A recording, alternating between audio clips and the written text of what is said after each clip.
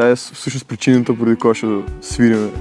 Најтешко е како што сите знаат да најдеме тапанар за бендо.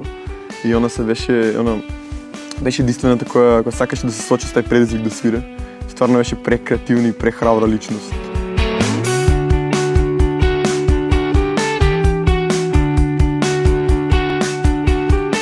Сара беше префина личност, беше многу талентирана. Кога станеше збор за музика или за цртање или за како и да било уметност, мислам, имаше доста сонови и кога за од по-креативниот аспект.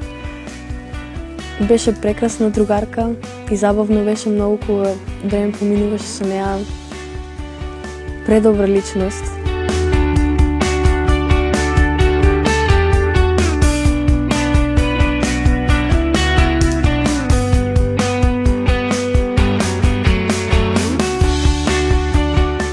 Минатото лето организиравме настан во нејзина чест. Се викаше Расплет, траеше 2 дена и сите ресурси кои ги добивме ги дониравме на Супорт Кочани и целиот настан беше посветен за Сара.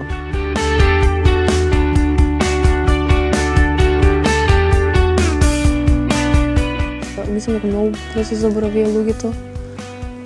Пак има таа тешкост во воздухот, посебно кога стане тема на разговор е самиот пожар или не.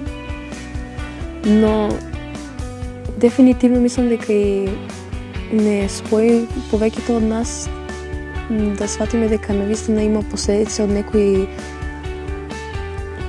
некои чужди постапки и дека и многу и на нас ни влијае колку толку и пак тие се наши другари, сестри, браќа, рода и не пак скрос исто без нив.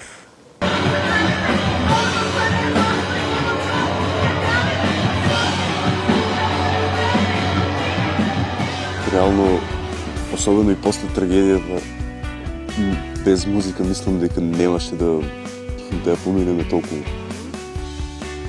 лесно, не е ни лесно да се каже. Реално и пишувањето музика и општо слушање музика многу, мислам дека на сите ни помогна.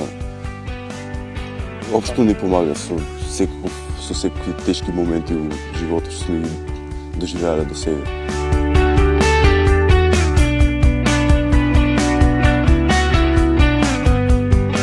Сепак се чувствува некоја тежина во воздухот.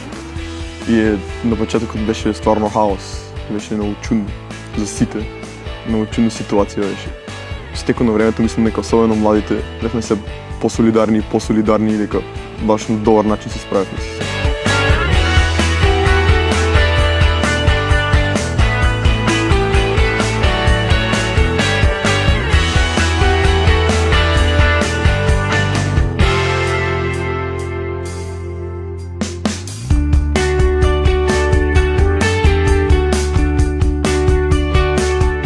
Мислам дека е потешко, но тоа те мотивира дефинитивно.